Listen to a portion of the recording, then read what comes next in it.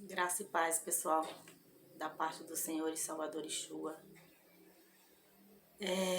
Inicio glorificando ao Senhor pela bondade dEle, pelo Espírito que nos possibilita o discernimento da palavra sempre que é lido aqui, sempre que vem a orientação, e eu deixo registrado no canal, sempre mensagens discernidas pelo Espírito, porque é o que nós precisamos para sermos pessoas espirituais.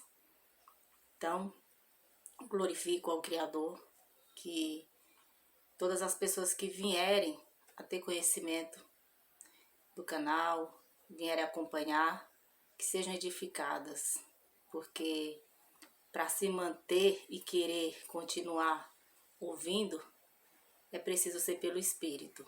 E isso é algo que eu sempre tenho colocado, porque a luta da carne e o espírito sempre são opostos.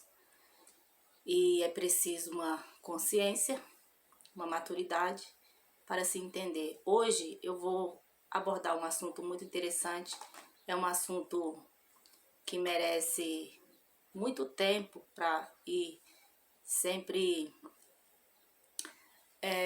falando, porque é gigantesco, o seu conteúdo é grandioso e é algo que nem sempre é compreendido, porque se vocês forem fazer uma busca aí em relação ao reino eterno, o reino de Deus, vai haver muitas interpretações. Até a própria Bíblia, ela coloca várias palavras que, se não for pelo Espírito, se não for uma pessoa com a mente renovada, pode entrar em contradição. Por isso se você colocar reino aí, você vai ouvir as pessoas falarem mais de um arrebatamento, de pessoas que vão para o céu, pessoas que vão para o paraíso. Tem pessoas que têm visão, dizendo que teve visão do céu. Então, são muitas informações, resumindo, são muitas informações. Mas o que a Bíblia, coloca essa questão do reino? Porque eu tenho colocado que depois que entendemos a palavra de modo espiritual, vivemos um reino, mas não um reino visível. Um reino espiritual, onde dentro deste reino exige uma compreensão. O próprio Salvador Yeshua,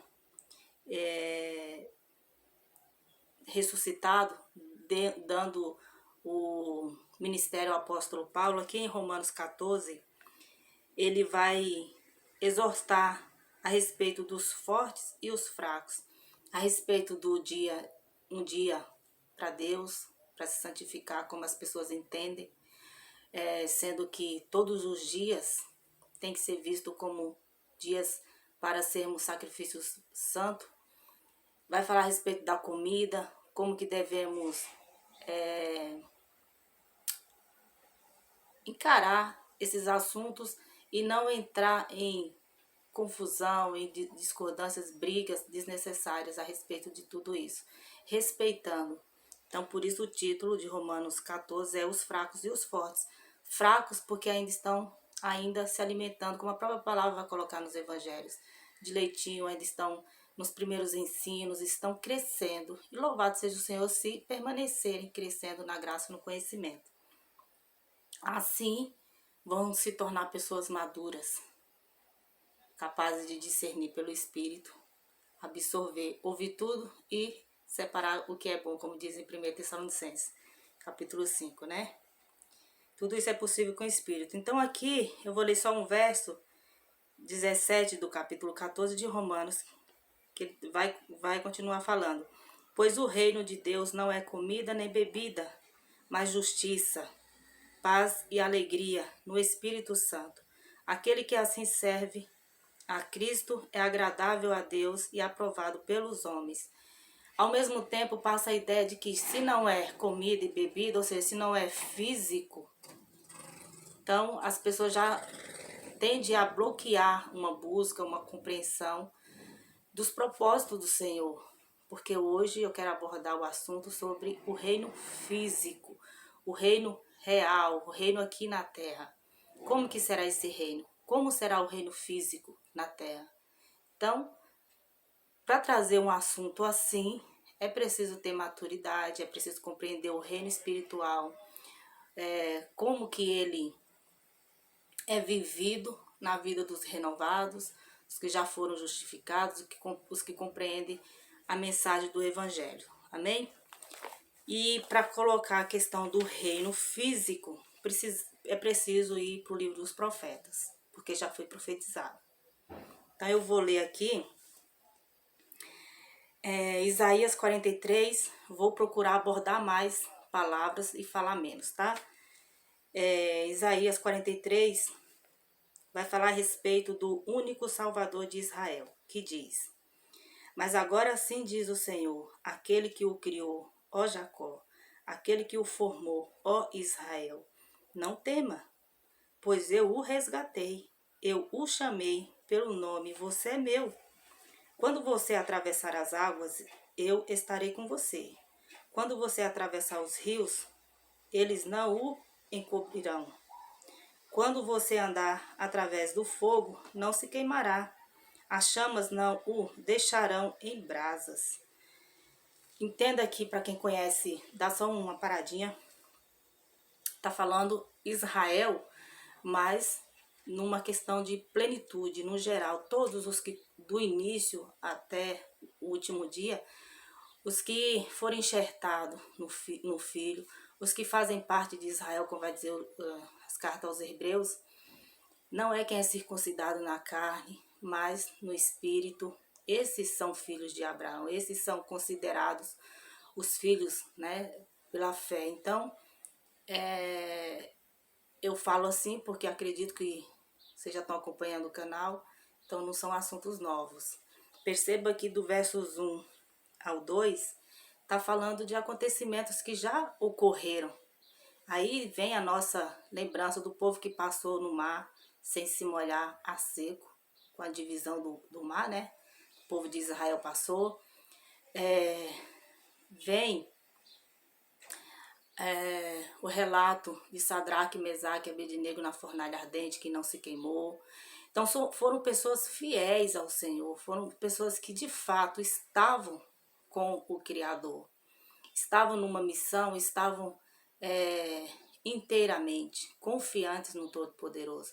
Então pode acontecer? Pode, porque o Criador é que nos conhece. Se já estamos com a mente renovada, confiantes no Evangelho, confiantes em tudo que foi feito por nós através do Filho, também podemos passar por livramentos que diante do olhar do homem seria impossível, mas é possível. Então tudo depende de uma comunhão aí com o Todo-Poderoso, amém?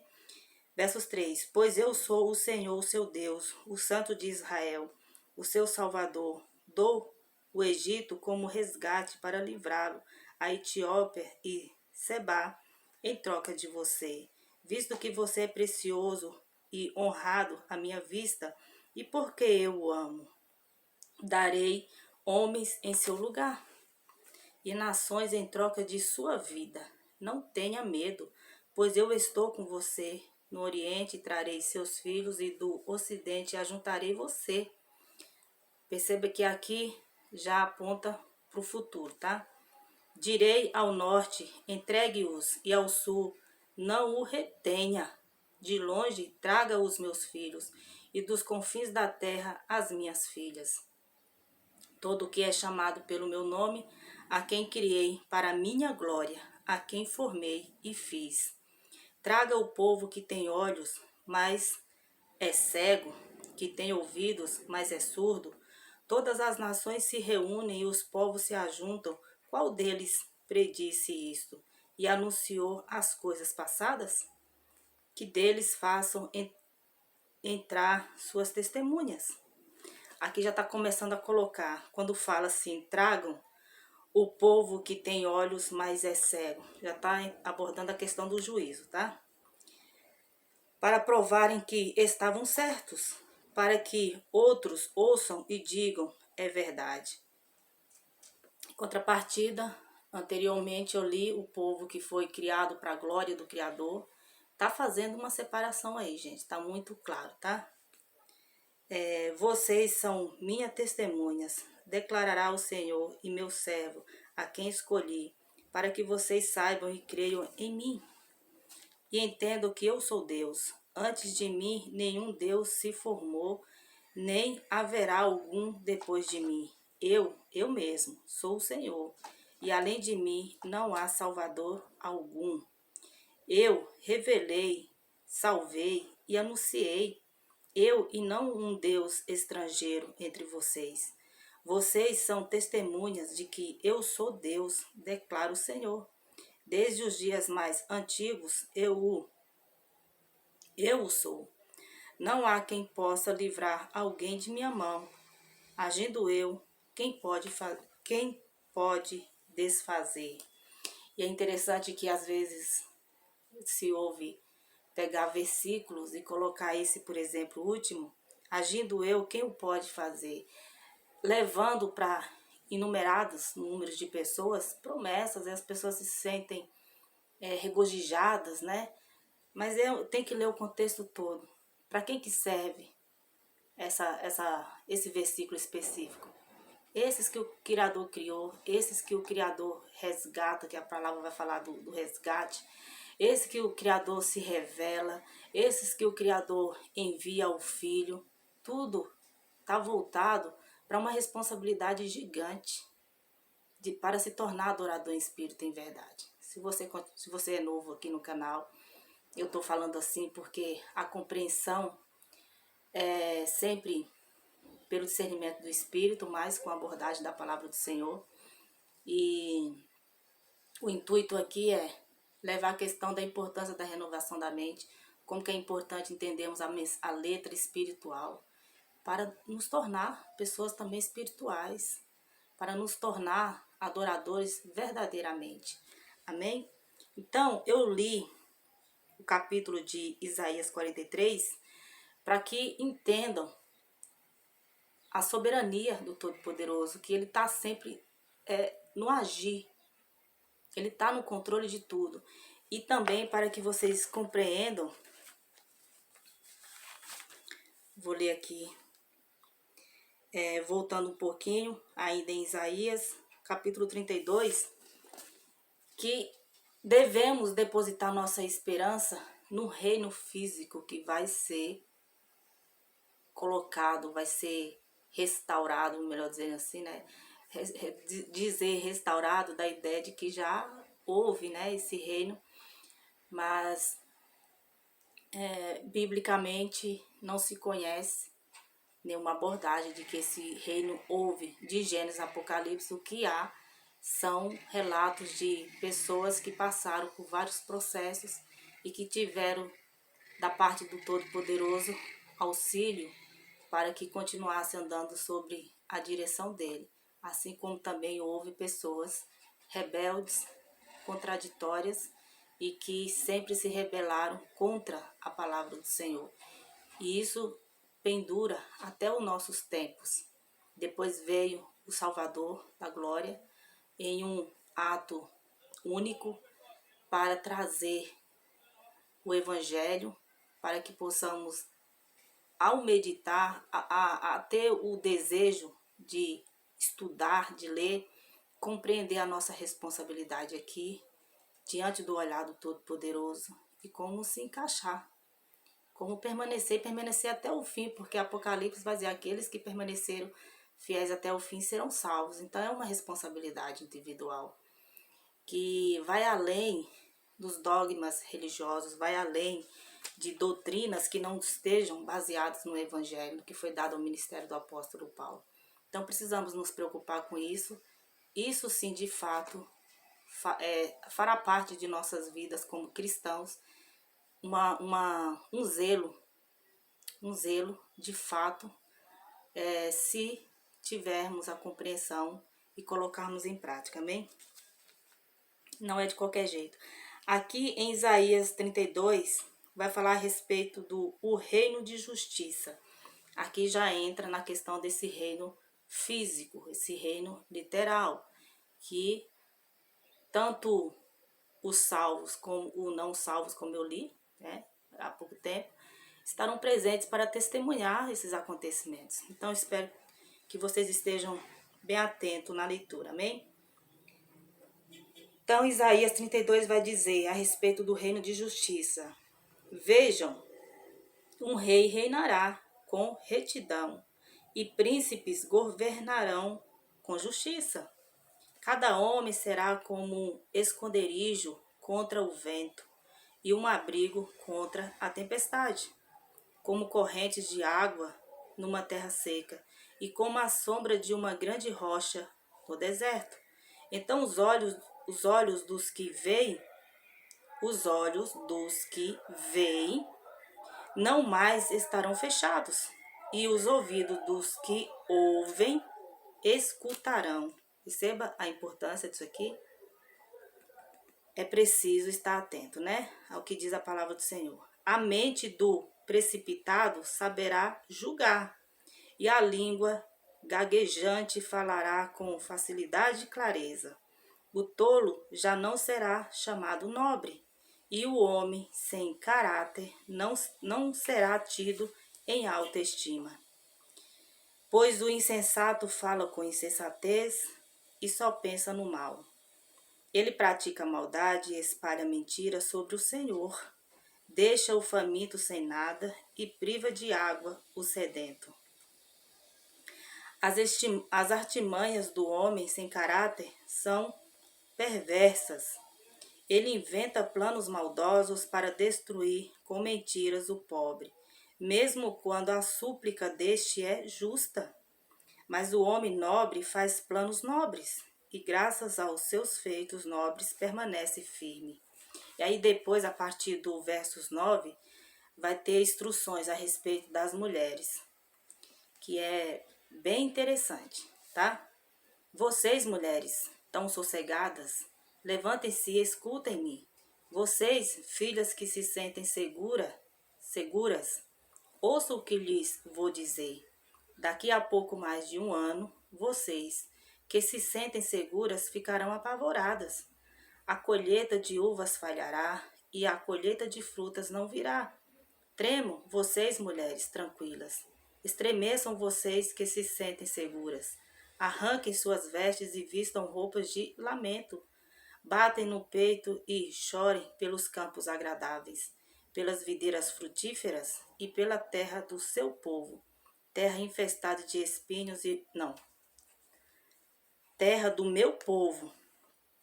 Terra infestada de espinhos e roseiras bravas. Sim, planteiem por todas as casas cheias de júbilo, planteiem por todas as casas cheias de júbilo, e por esta cidade exultante.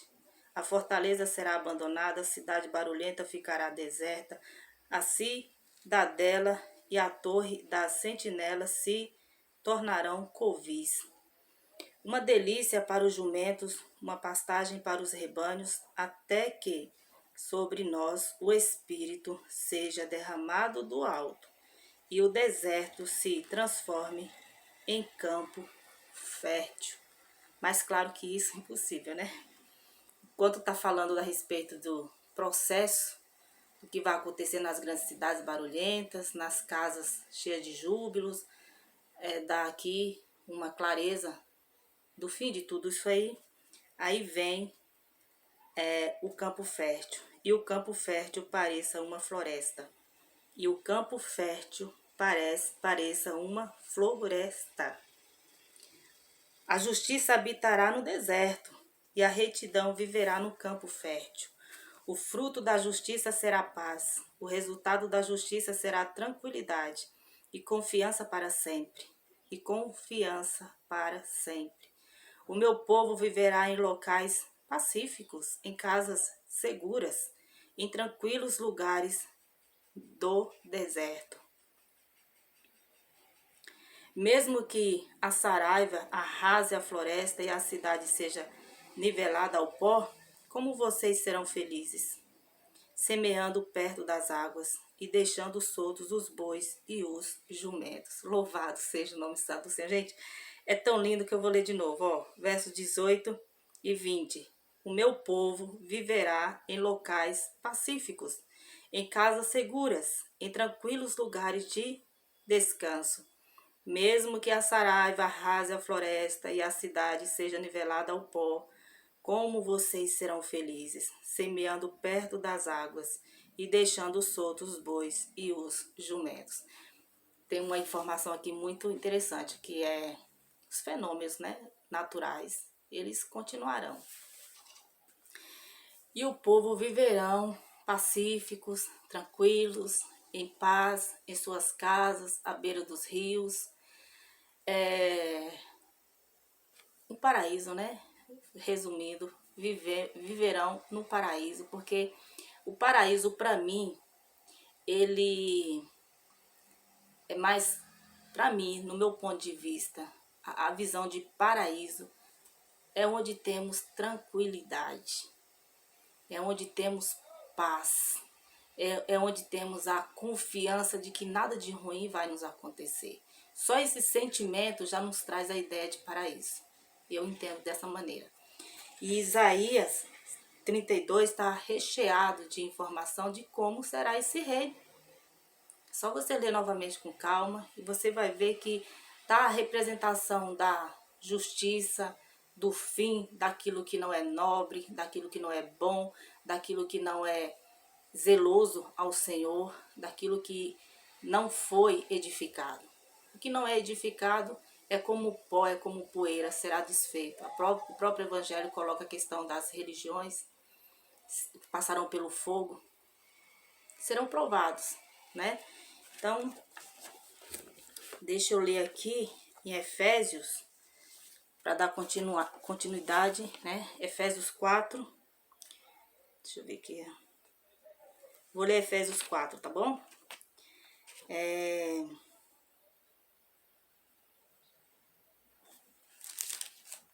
Ó, vocês prestem muita atenção, tá? Por quê? Porque o reino, né? O reino espiritual, esse reino que vivemos pela nossa responsabilidade cristã, pela a nossa consciência que fazemos parte do corpo de Yeshua, do Cristo, somos pessoas transformadas, somos pessoas que fomos edificadas para a glória do Todo-Poderoso. Então precisamos ter, como diz aqui em Efésios 4, a consciência da unidade do corpo de Cristo. Tendo essa consciência, é importante porque estamos aí do lado desses que vão regozijar e vão se alegrar depois que o Senhor transformar tudo. Gente, isso é muito sério. Essa é a melhor conquista da vida humana. Mas as pessoas estão mais voltadas serão o povo do Senhor retirado da terra para juízo? Sim, porque senão vão ser destruídos todos juntos e o Senhor não vai destruir joio e trigo. O que diz lá na parábola do joio, que o joio vai ser reunido e queimado. O povo vai ser colocado no celeiro, então vai haver essa retirada. Mas é preciso o povo ter consciência do que o Senhor vai fazer, né? Os testemunhos de Jeová, eles colocam muito essa questão. E eles, em parte, eles têm muitas verdades com eles, em partes, tá? Então, vou ler aqui Efésios 4, tá? Como prisioneiro no Senhor, rogo-lhes que vivam de maneira digna da vocação que receberam. Sejam completamente humildes e dóceis e sejam pacientes, suportando uns aos outros com amor. Façam todo o esforço para conservar a unidade do Espírito pelo vínculo da paz. Há um só corpo e um só Espírito. Como é que pode haver um só corpo com tantas divisões? O vídeo anterior que eu coloquei, colocando aí a questão da porcentagem do número de religiões as mais populares. Como é que pode haver unidade em divisão, né? Novamente, versos 3. Façam todo o esforço para conservar a unidade do Espírito pelo vínculo da paz. Há um só corpo e um só espírito, assim como a esperança para a qual vocês foram chamados é uma só. A esperança para o que vocês foram chamados é uma só. Há um só Senhor, uma só fé, um só batismo, um só Deus e Pai de todos, que é sobre todos, por meio de todos e em todos. E a cada um de nós foi concedida a graça, conforme a medida repartida por Cristo. Por isso é que foi dito, entre aspas, quando ele subiu em triunfo às alturas, levou cativos muitos prisioneiros e deu dons aos homens. Agora, entre parênteses, tá, gente? Que vai explicar aqui essa questão do subiu, tá? Que significa ele subiu? Sendo que também havia descido às profundezas da terra. Aquele que desceu é o mesmo que subiu acima de todos os céus, a fim de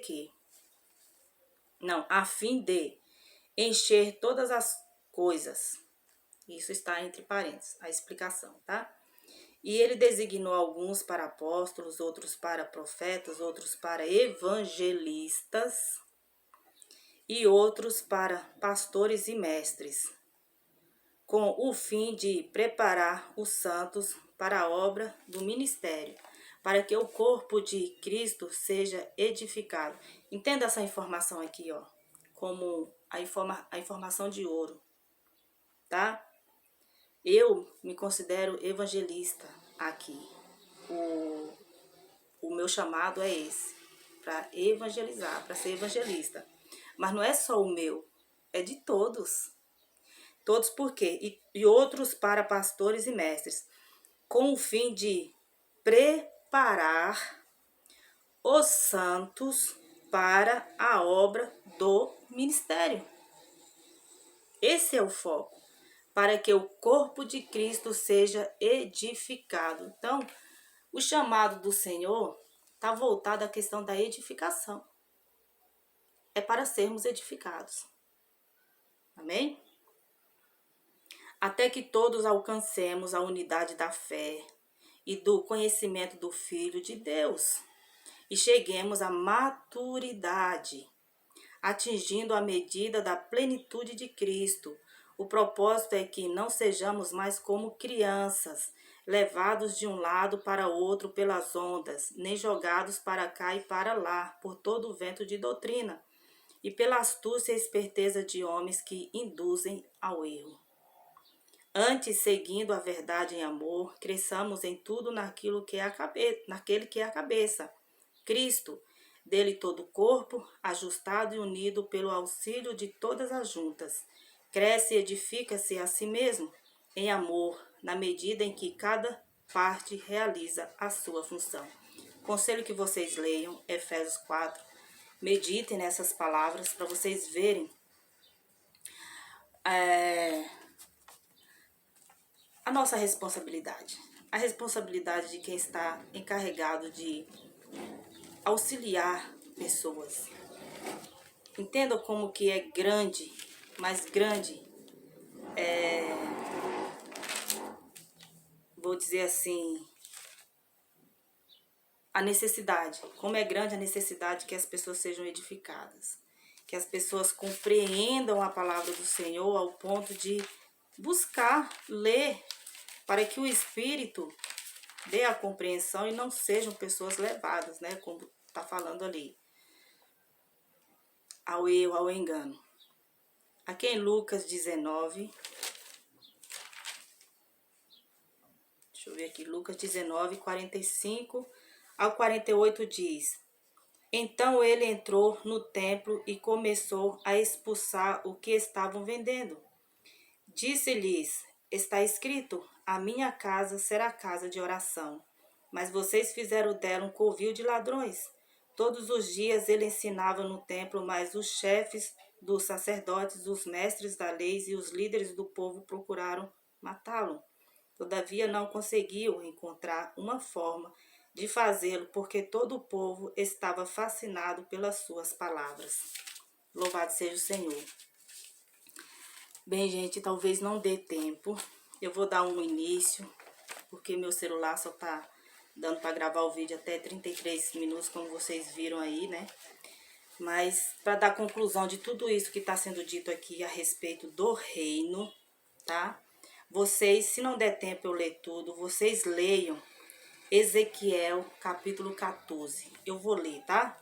Pena que não vai dar para falar bastante, mas leiam Ezequiel 14 e meditem e vocês vejam o que vai acontecer. Porque aqui tá desenhando, tá muito claro, tá? Então eu vou dar uma lida aqui em Ezequiel, a vinda do reino do Senhor. Vejam, o dia do Senhor virá, quando no meio de vocês os seus bens serão divididos. Reunirei todos os povos para lutarem contra Jerusalém. A cidade será conquistada, as casas saqueadas e as mulheres violentadas. Metade da população será levada para o exílio, mas o restante do povo não será retirado da cidade. Depois o Senhor sairá para a guerra contra aquelas nações, como ele fez em dia de batalha. Naquele dia os seus pés estarão sobre o monte das oliveiras, a leste de Jerusalém, e o monte se dividirá ao meio, de leste a oeste, por um grande vale. Metade do monte será removido para o norte e a outra metade para o sul. Vocês fugirão pelo meu vale, entre os montes, pois ele se estenderá até Azel. Fugirão como fugiram do terremoto nos dias de Uzias, rei de Judá. Então o Senhor, o meu Deus, virá com todos os seus santos. Até aqui você já dá para entender que não é uma profecia que aconteceu quando houve a invasão. É diferente. Isso daqui vai acontecer, tá? Naquele dia não haverá calor nem frio, será um dia único, um dia que o Senhor conhece, no qual não haverá separação entre dia e noite, porque mesmo depois de anoitecer haverá claridade. Naquele dia águas correntes fluirão de Jerusalém, metade delas para o mar do leste e metade para o mar do oeste. Isso acontecerá tanto no verão como no inverno. O Senhor será rei de toda a terra. Naquele dia haverá um só Senhor e o seu nome será o único nome. A terra toda, desde Geba até Rimon, ao sul de Jerusalém, será semelhante a Arabá. Mas Jerusalém será restabelecida e permanecerá em seu lugar, desde a porta de Benjamim até o lugar da primeira porta, até a porta da esquina. É só ler Apocalipse e ver a cidade santa, Nova Jerusalém, tá? E desde a torre de Ananel até os tanques de presar uvas do rei, será habitada. Nunca mais será destruída. Jerusalém estará segura. Esta é a praga com a qual o Senhor castigará todas as nações que lutarem contra Jerusalém. Sua carne apodrecerá enquanto estiver ainda em pé. E aqui está falando do futuro, não é a Jerusalém